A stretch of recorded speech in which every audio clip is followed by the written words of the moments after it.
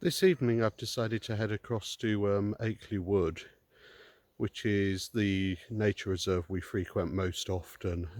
My trail cameras have spent quite a bit of time out on this reserve, and I've just received a Victor HC100 today, and the reason for purchasing that is it's a smaller camera that I want to try on a specific site in the reserve where a full-size camera would be a bit more likely to get noticed.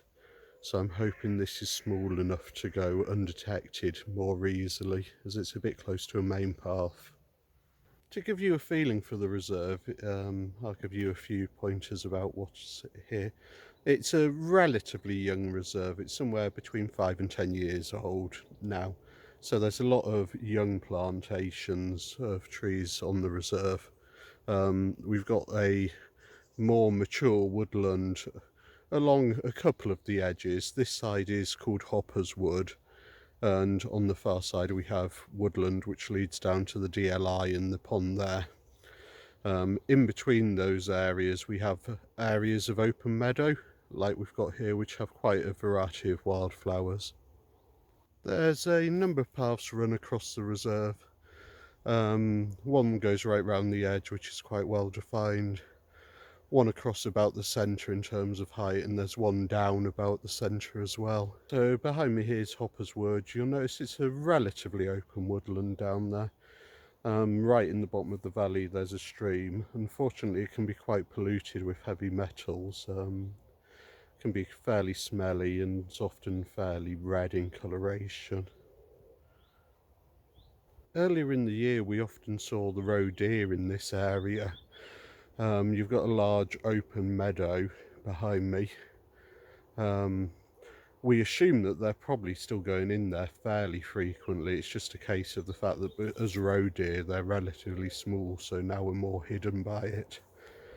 But some of my earlier footage will show them down there. So behind me is another one of the meadow areas on the reserve. This one's slightly different, as there's actually a fence all the way around it. You can't see it from where I'm stood here, as the stuff is too tall on this corner. But to protect the ground nesting birds, it's fenced off. So this was one of the best viewpoints for the deer earlier in the year, because you were that bit higher up. They were often down by that bush behind me. This is also the first place we saw the fox that's on the reserve. And I've managed to since get it on one of my trail cameras in this bit of young woodland, which is just off here. We'll get a better view on that though in a little while. The belt of trees behind me here is where I got the trail camera footage of the fox, so not particularly far into it. There's a little path.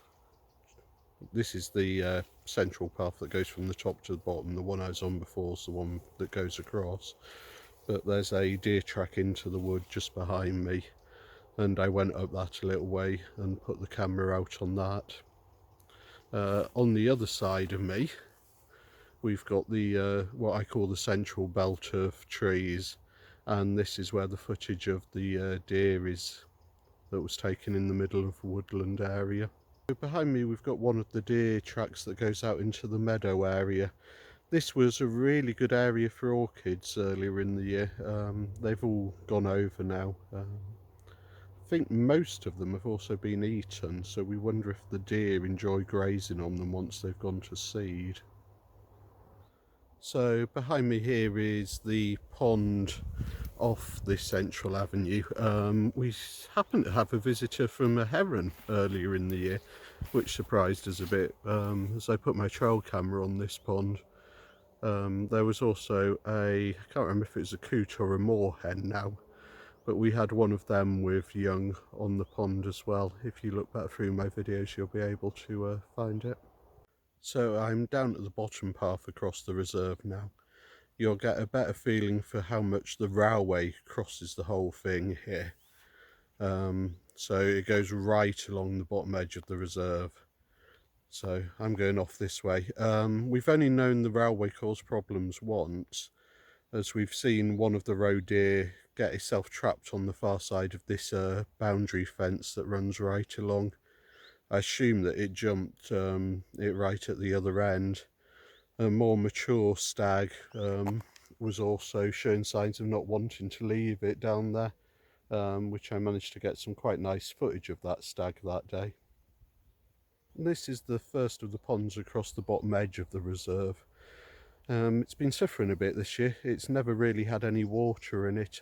It's fed out of the corner over this way off the pond that I just passed before, and I don't think we've had enough rain for it to come through and ever fill it. I'm along to what I refer to as the central pond now. This was another good place it was northern marsh orchids mainly. Occasionally seen the deer along here as well at the back edge of the pond drinking. Unfortunately, I've never yet managed to get them on film whilst they're there.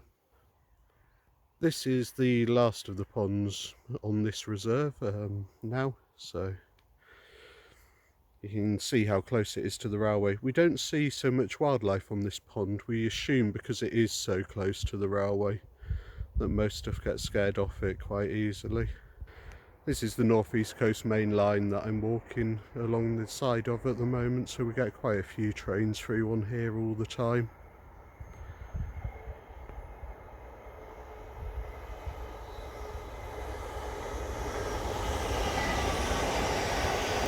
I'm right at the other end of the reserve now, so as I say, there's some fairly mature woodland just behind me here. That leads down to the car park for what was the DLI museum.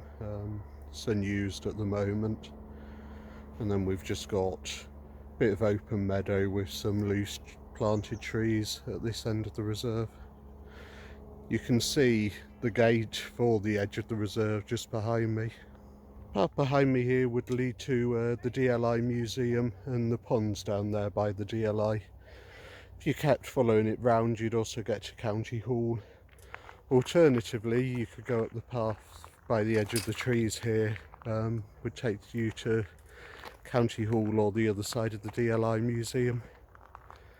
You can see benches and a flat area up the top. That's the old running track for County Hall and the police headquarters. Just the other side of that there's a field. Used to be a playing field, but it's not mown quite so frequently nowadays, so it's not left to go to Wildflower Meadow like these other areas are.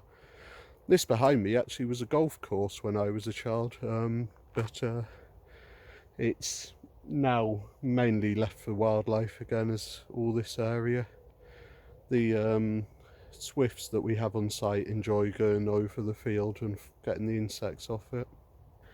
You'll spot there's a owl wood carving just behind me, which is quite fitting actually, because this is where we've most frequently watched the barn owl from when it was around. Not seen it for quite a few weeks now, so I think it's moved on. We think it nested nearby here. We've also seen the deer along this edge of the woodland just down there quite often, so good view down onto that bit of woodland. This is the other side of the fence meadow that I talked about earlier, so I've gone right round the reserve now. So I hope you've enjoyed having a quick tour of the reserve, and hopefully that helps with understanding the other videos and clips that I'm going to put up. Right, thank you for watching.